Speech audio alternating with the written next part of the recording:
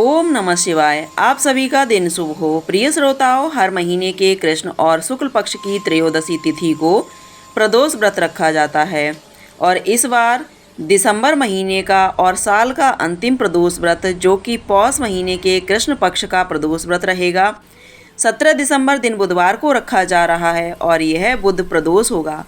त्रयोदशी तिथि 16 दिसंबर मंगलवार की रात 11:58 से शुरू होगी, जिसका समापन 18 दिसंबर गुरुवार को सुबह 2:32 पर बुधवार को पूरा दिन त्रयोदशी तिथि रहेगी। प्रदोष व्रत में प्रदोष काल में मुख्य पूजा करके कथा का श्रवण किया जाता है और 17 दिसंबर बुधवार को प्रदोष काल का समय शाम 4:55 से 6:25 तक रहेगा।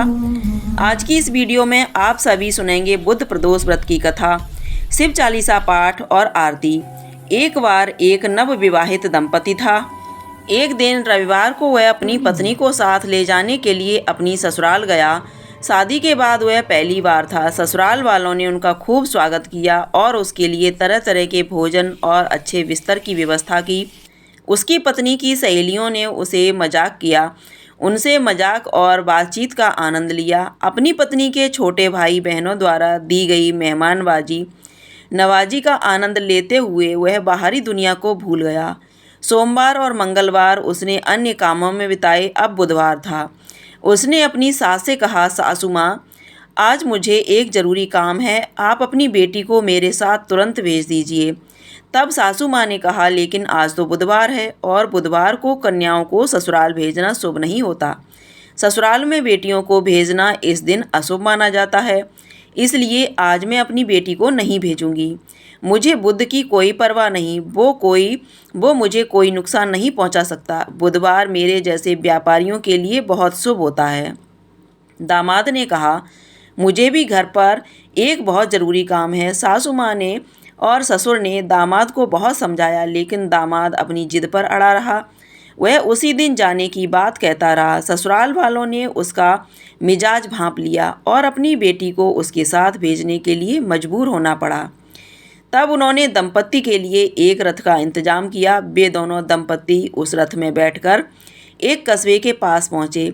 तब रास्ते में लड़की को प्यास लगी। उसने अपने पति से कहा, मुझे बहुत ज़ोर से प्यास लगी है, कृपया मेरे लिए थोड़ा पानी का इंतजाम कीजिए। पति मान गया और कस्बे की ओर चल पड़ा। उसके पति से मिलता जुलता एक और युवक उसके लिए पानी लेकर आया। लड़की दोनों में कोई फ़र्क नहीं कर पाई। उसने उसे अपना पति समझ लिया और उससे खूब बातें की। इसी बीच में उसका असली पति वहाँ आया और वह अपनी पत्नी को किसी और से बातें करते और मजाक करते देखकर हैरान रह गया। वह उसके इस व्यवहार से नाराज हो गया। पत्नी भी अपने पति जैसे दिखने वाले दूसरे व्यक्ति को हाथ में पानी का घड़ा लिए देखकर हैरान रह गई। इतनी ही देर में वे दोनों एक जैसी शक्ल वाले पुरुष आपस में झगड़ा करने लगे। उस महिला को अपनी पत्नी बताने लगे। संयोग से एक कोतवाल वहां आया और वह सारा मामला जानता था। उसने महिला से पूछा, तुम्हारा असली पति कौन है? तुम ही बताओ। महिला ने कहा, मैं खुद दुविधा में पड़ गई हूँ। यह दोनों तो एक दूसरे की तरह दिखते हैं। असली पति को अब बहुत दुख हुआ। उसने अपनी सास की बातें याद की और कोतवाल उन्हें राजा के पास लेकर गया और सारी कहानी बतलाई। सुनकर राजा ने अपनी मंत्री को न्याय का आदेश दिया। मंत्री ने कोतवाल से कहा, शाम हो चुकी है, इन सबको अलग अलग कोठरियों में बंद कर दो। रात भर कड़ी निगरानी रखो, मैं कल फैसला सुनाऊंगा। अब तो तीनों को अलग अलग कोठरियों में बंद कर दिया गया। रात का घना कोठर था। पहरेदार गहरी नींद में सो रहा था। असली पति बहुत बेचैन था। उसे पछतावा हो रहा था। उसने बड़े जोर से कहा, मैं अहंकार और ससुराल वालों की अवज्ञा के कारण ही आज ये दुख भोग रहा हूँ। हे बुद्धदेव, हे भगवान, मुझे इस बार क्षमा कर दो। पहरेदार उसकी इस सारी बातों को सुन रहे थे। अगली सुबह मंत्री ने पहरेदारों को बुलाया। पहरेदारों ने उन दोनों युवकों में से एक युवक के व्यवहार के बारे में बताया। मंत्री ने कहा, जिस व्यक्ति को रात भर बेचैनी रही वही इस महिला का असली पति है और उसकी पत्नी को उसे सौंप दिया जाना चाहिए।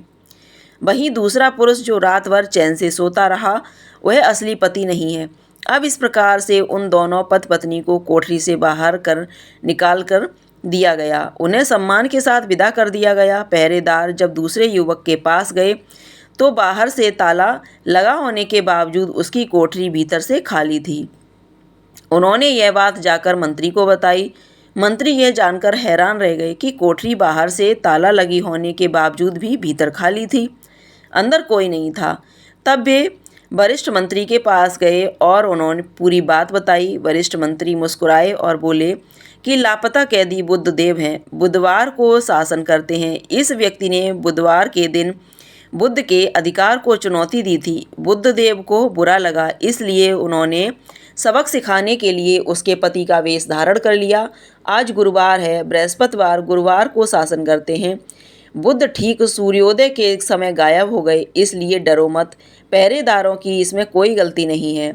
अब राजा अपने मंत्री के फैसले से प्रसन्न थे। उधर पति पत्नी दोनों घर पहुँचे और जाकर उन्होंने प्रियजनों को पूरी बात बताई। तब से वे दोनों पति पत्नी प्रत्येक बुधवार को तो व्रत रखते ही थे, कथा श्रवण करते थे। साथ ही साथ जब भी बुध प्रदोष का संयोग पड़ता, उस दिन वे विधि विधान से बुद्धदेव के साथ साथ भगवान शिव सहित संपूर्ण शिव परिवार का पूजन करके कथा श्रवण करते और सभी लोगों में प्रसाद बांटकर स्वयं भी ग्रहण करते थे। बुद्धदेव की कृपा से सभी संकट के दूर हुए। तभी से नगर के सभी लोग बुध प्रदोष व्रत और बुद्ध देवता का पूजन करने लगे ताकि किसी भी संकट से बचा जा सके। यह थी बुद्ध प्रदोष व्रत की कथा। अब सुनिए भगवान शिव और देवी पार्वती के बीच हुए संवाद की कथा। किसी गांव में एक गरीब ब्राह्मण और अपनी पत्नी और अपने पुत्र के साथ रहा करता था। उसके पुत्र का नाम था सोमदत्त। वह गरीब बूढ़ा ब्राह्मण हर दिन नियम से भगवान शिव को जल अर्पित किया करता था, लेकिन उसकी पत्नी ब्राह्मणी को यह सब बिल्कुल भी पसंद नहीं था। दरअसल ब्राह्मणी के अब भगवान से विमुख होने का कारण था। पहले तो वह भगवान की भक्ति भी करती, सभी व्रत उपवास भी किया करती, लेकिन इतना सब कुछ करने के बाद भी उसकी गरीबी दूर नहीं हो पा रही थी। जब ब्राह्मण जवान था तो कहीं से कथा सुनकर पूजा पाठ करके कुछ दक्षिणा लाता, उसी से उसका गुजारा हुआ करता था। इतना सब होने के बाद भी ब्राह्मणी इस आस में पूजा पाठ करती कि कभी न कभी तो उनकी गरीबी दूर होगी, किंतु समय बीतने के बाद भी उसकी पूजा का, उसके किए गए उपवासों का कोई फल नहीं मिला, तो वह निराश हो गई। अब उसने भक्ति करनी छोड़ दी थी। अब तो वह ब्राह्मण भी बूढ़ा हो गया, उसमें भी इतनी सामर्थ्य नहीं बची थी कि गांव-गांव में घूमकर कथा कराए, और अब वह बीमार भी रहने लगा। घर में इकलौता वही कमाने वाला था, घर में कमाने वाला कोई भी नहीं था। ब्राह्मण का बेटा सोमदत्त गुरुकुल में रहकर पढ़ाई किया करता था। अब तो ब्राह्मण के घर में खाने के लाले पड़ने लगे। ब्राह्मणी ने अपने मन में सोचा कि मैंने और मेरे पति ने भगवान की भक्ति में कभी कोई कमी नहीं रखी, यहाँ तक कि नियम से पूजा पाठ की, सभी व्रत उपवास रखे, इतने पर भी भगवान हम पर कभी प्रसन्न नहीं हुए। उन्होंने हमारी कभी गरीबी दूर नहीं की, इसलिए अब मैं पूजा पाठ नहीं करूँगी। अब वह ब्राह्मण देवता को भी पूजा पाठ करने से मना करने लगी। कहने लगती थी कि भोलेनाथ और अन्य देवी देवताओं की पूजा करते करते जवानी से बुढ़ापा आ गया, लेकिन भगवान ने हमारी गरीबी तो दूर की नहीं, उल्टा अब तो खाने को भी मोहताज हो गए हैं। अरे मेरी ही मति मारी गई थी जो मैंने रात दिन उपवास व्रत किया, जप तप किया, अपने शरीर को सुखा दिया। अब क्या देंगे तुम्हारे शिव जी, जो तुम अब भी शिवलिंग पर जल चढ़ाते हो। प्रिय श्रोताओं, ब्राह्मणी की इस प्रकार की बातों को सुनकर वह ब्राह्मण फिर भी कुछ नहीं कहता। उसे तो अपने आराध्य देव भोलेनाथ पर पूरा विश्वास था। अब ब्राह्मण का बेटा भी अपनी शिक्षा पूरी करके गुरुकुल से वापस अपने घर आ गया। अब तक वह थोड़ा बड़ा हो चुका था, तो वह अपने माता पिता की सेवा करने लगा। एक दिन की बात है, शिव मंदिर में बैठकर सोमदत्त अपने पिता के साथ पूजा पाठ कर रहा था। वहीं पर वह शिव भक्तों को कथा सुनाने लगा। सोमदत्त कहने लगा कि जो भी भक्त भगवान शिव की कथा को सुनते हैं, उनके मन में जो भी कामना रहती है, भोलेनाथ उसकी वह कामना अवश्य पूरी करते हैं। सोमदत्त की यह बातें मंदिर में पूजा करने आए उसी राज्य के एक राजा ने सुन ली। उसे सोमदत्त की यह बात बहुत ही अच्छी लगी और उसने सोमदत्त को अपना यहाँ राजकुमारी को कथा सुनाने के लिए नौकरी पर रख लिया। अब तो वह सोमदत्त हर दिन राजकुमारी को कथा सुनाने जाया करता था। वहाँ से दक्षिणा में जो भी मिलता, उससे ही वह अपने परिवार का पालन पोषण करने लगा। अब धीरे धीरे उनके घर में धन आने लगा, लेकिन अब भी ब्राह्मणी खुश नहीं थी।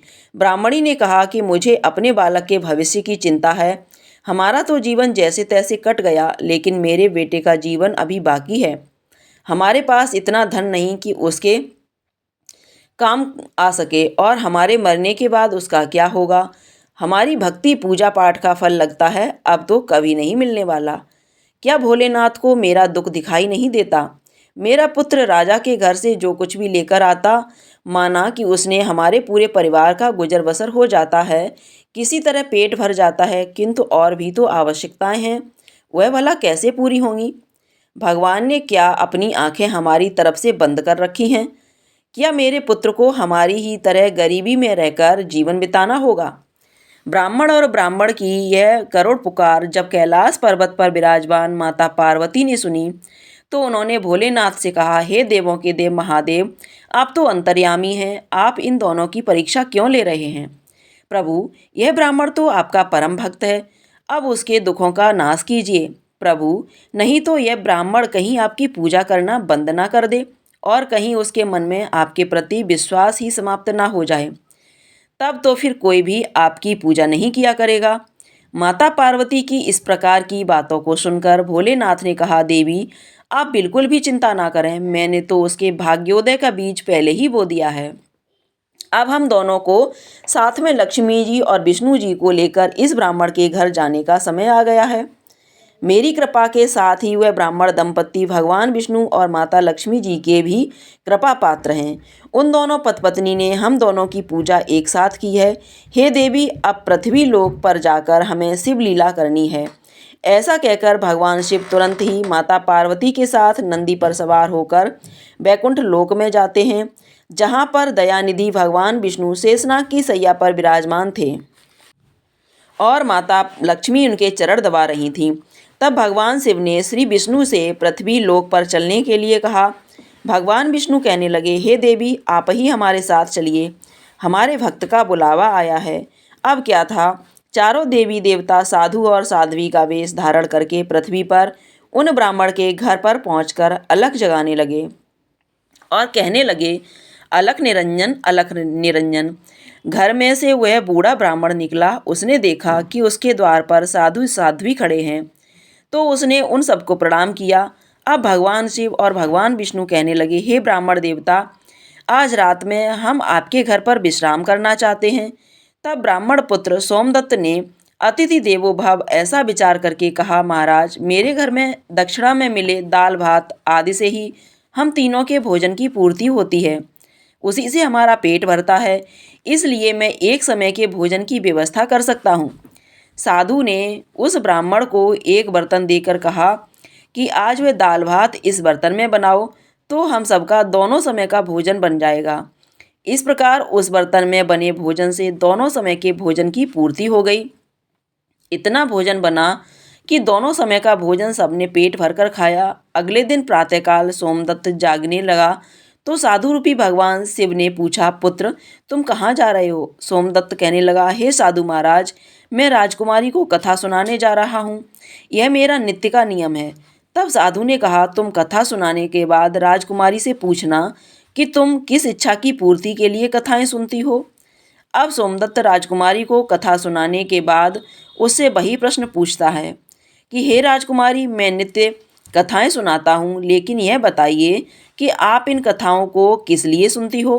तब राजकुमारी कहने लगी, हे ब्राह्मण पुत्र, मैं इस इच्छा से कथा सुनती हूँ कि मुझे ऐसा वर मिले जिसकी चर्चा सभी के मुंह पर हो, उसके माथे पर चांद और सूरज की रोशनी हो, और वह इतना भाग्यवान हो, इतना धनी हो कि उसके कदमों में लक्ष्मी थिरकती हुई हो, और ऐसी बारात हो जो आज तक कभी किसी ने ना देखी हो। अब वापस आकर सोमदत्त ने राजकुमारी द्वारा कही हुई सारी बातें उन साधु को बताईं। अब देखिए, अगले दिन प्रातःकाल जब सोमदत्त कथा सुनाने के लिए जाने लगा तो उन साधुओं ने कहा, पुत्र, आज राजकुमारी से फिर वही प्रश्न करना, वो फिर से तुम्हें कल वाली बातें बताए तो तुम उस समय तुरंत ऐसा कह देना कि जैसा पति तुम्हें चाहिए वैसा तो केवल मैं ही हूँ। ऐसा कहकर तुरंत वहाँ से चले आना। सोमदत्त कहने लगा, हे साधु महाराज, कहाँ मैं एक गरीब ब्राह्मण जिसका घर उसकी दी हुई दक्षिणा पर चलता है, और कहाँ एक राजकुमारी की पुत्री।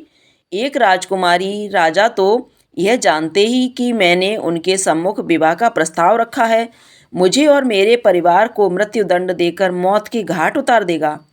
इसलिए साधु महाराज, मैं तो ऐसा बिल्कुल नहीं करूँगा। साधु ने कहा, ठीक है, हम तुम्हें परिवार सहित अभिश्राप से भस्म किए देते हैं।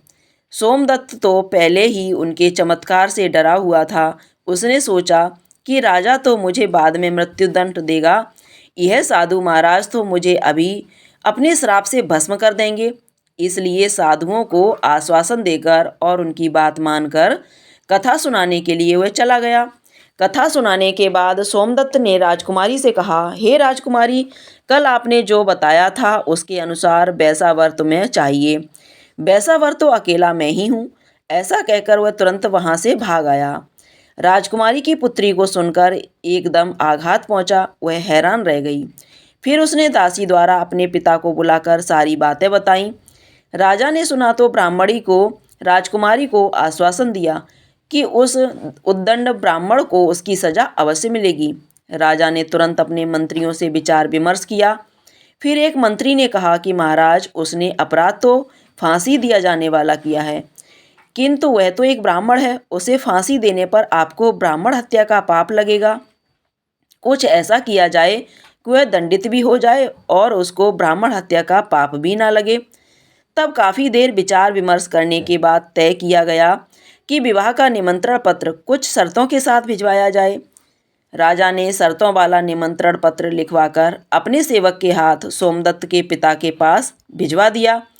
उधर सोमदत्त ने घर पहुंचकर साधुओं को बताया कि हे साधु महाराज, जब मैंने आपकी बताई हुई बातें राजकुमारी से कहीं, तब तो वह सुनते ही क्रोधित हो गई। अब जल्दी ही फांसी का संदेश भी पहुंचने वाला होगा। लेकिन कुछ देर बाद ही राजा का नौकर निमंत्रण पत्र लेकर वहीं पहुंच गया। तब साधुओं ने नौकर को सम्मान सहित बिठाकर सोमदत्त को निमंत्रण पत्र पढ़कर सुनाने के लिए कहा।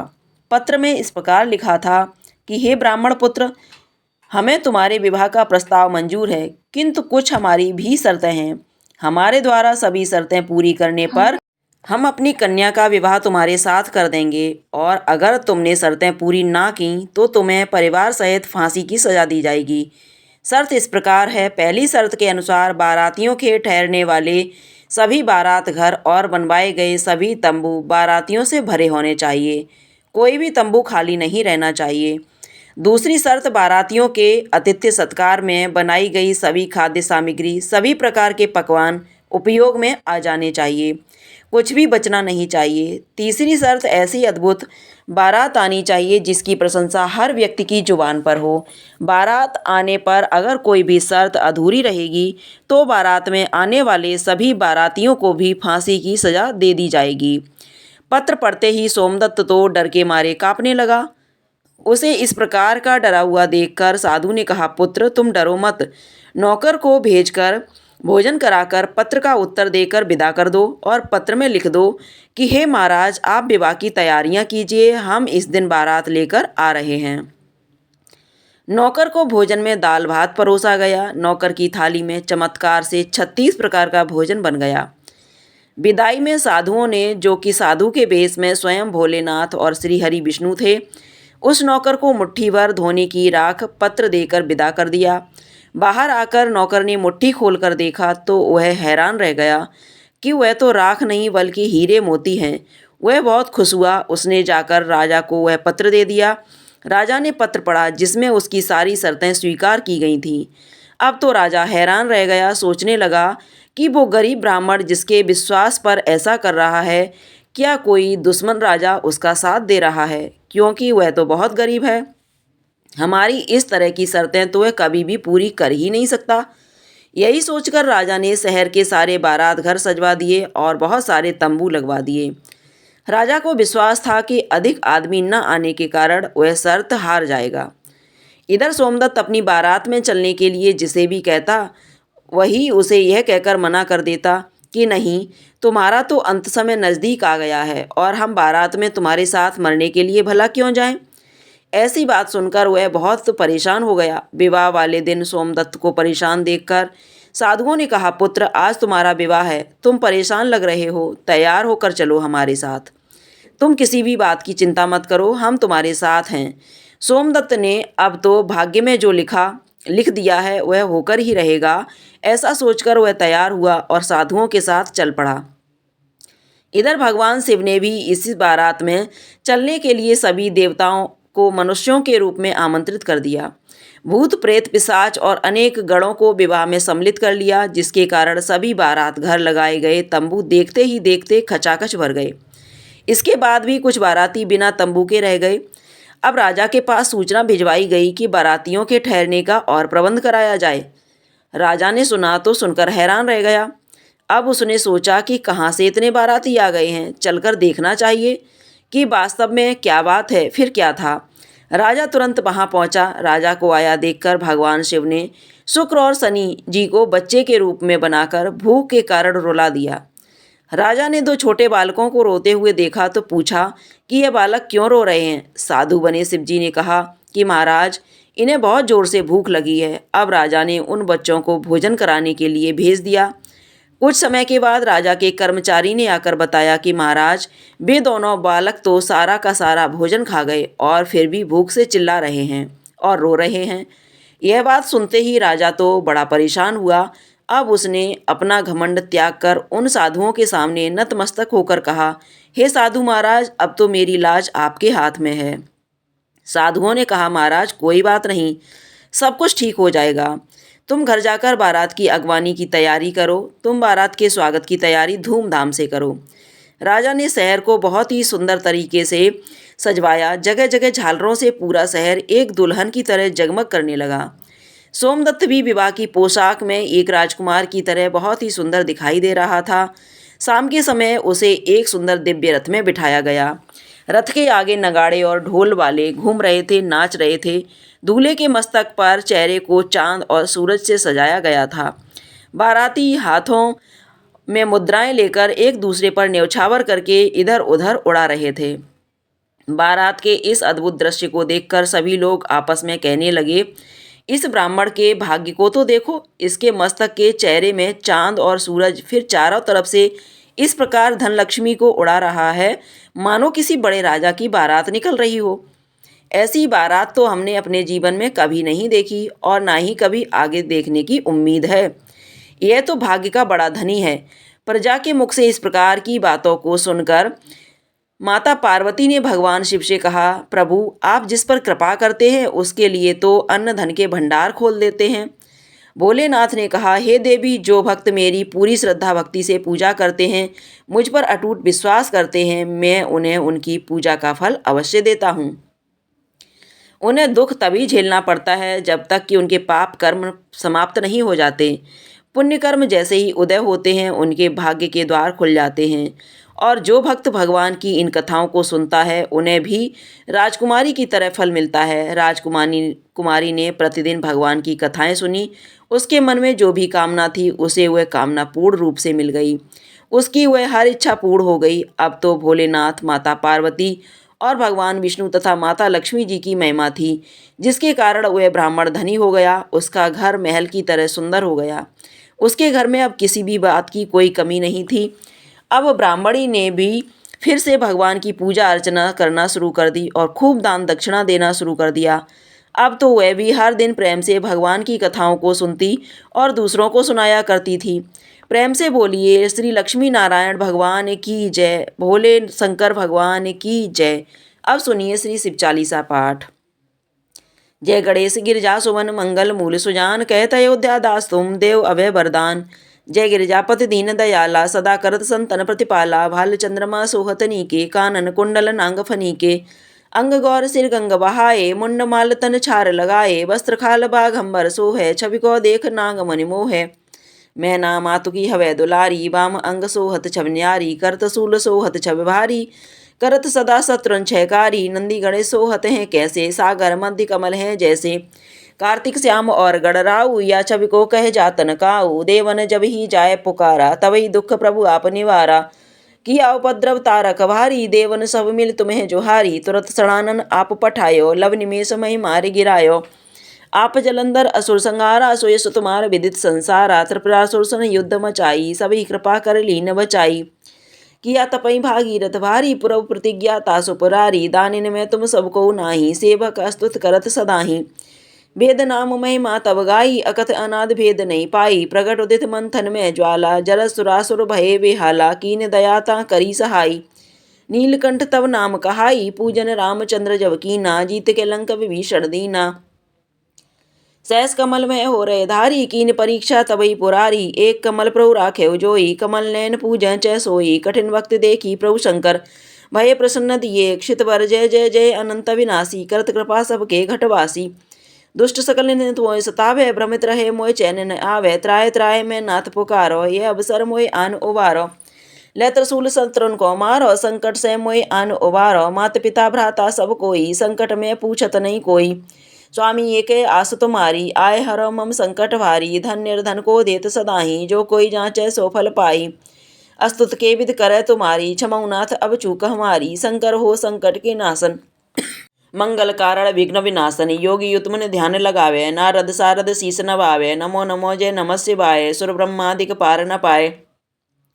जो यह पाठ करे मन लाई, तापर होते शंभु सहाई। ऋनिया जो कोई होय अधिकारी, पाठ करे सो पावन हारी। पुत्रहीन इच्छा कर कोई, निश्चय से प्रसाद होई। पंडित त्रयोदशी को लावे, ध्यान पूर्वक होम करावे। त्रयोदशी व्रत करे हमेशा, ताके तन नहीं रहे कलेशा। धूप दीप नैवेद्य चढ़ावे, शंकर सुमक पाठ सुनावे। जन्म जन्म के पाप नसावे, अंत धाम शिवपुर में पावे। कहते अयोध्या दास आस तुम्हारी, जान सकल दुख हरा हमारी। नित्य नैमुठ प्रातः ही पाठ करो 40, तुम मेरी मनोकामना पूर्ण करो जगदीश। मगसर छठे मंत्रित संवत 64 जान, स्तु 40 शिवई पूर्ण कीन कल्याण। ओम जय शिव ओमकारा, स्वामी जय शिव ओमकारा। ब्रह्मा विष्णु सदा शिव, जय जय भोलेनाथ सदा शिव। अर्धांगी धारा, ओम जय शिव ओमकारा। एकानन चतुरानन पंचानन राजे, स्वामी पंचानन राजे। हंसासन गरुड़ासन, वृषवाहन साजे। ओम जय शिव ओमकारा। दो भुज चार चतुर्भुज, 10 भुज अति सोहे। स्वामी 10 भुज अति सोहे। तीनों रूप निरखता, त्रिभुवन जन मोहे। ओम जय शिव ओमकारा। अक्षय माला वन माला, मुंडे माला धारी। स्वामी मुंडे माला धारी। चंदन मृग मद सोहे, भोले शशिधारी। ओम जय शिव ओमकारा, स्वामी जय शिव ओमकारा। श्वेतांबर पीतांबर, बागांबर अंगे। स्वामी बागांबर अंगे। सनकादिक गरुड़ादिक, भूतादिक संगे। ओम जय शिव ओमकारा। करके मध्य कमंडल, चक्र त्रिशूलधारी। स्वामी चक्र त्रिशूलधारी। सुखकारी दुखहारी, जग पालनकारी। ओम जय शिव ओमकारा। ब्रह्मा विष्णु सदा शिव, जानत अविवेका। स्वामी जानत अविवेका। प्रणवाक्षर में शोभित, ये तीनों एका। ओम जय शिव ओमकारा, स्वामी जय शिव ओमकारा। त्रिगुण स्वामी जी की आरती, जो कोई नर गावे। स्वामी प्रेम सहित गावे। कहत शिवानंद स्वामी, जपत हरि हर स्वामी। मनवांछित फल पावे। ओम जय शिव ओमकारा, स्वामी जय शिव ओमकारा। ब्रह्मा विष्णु सदा शिव, अर्धांगी धारा। ओम जय शिव ओमकारा। प्रेम से बोलिए भोलेनाथ भगवान की जय।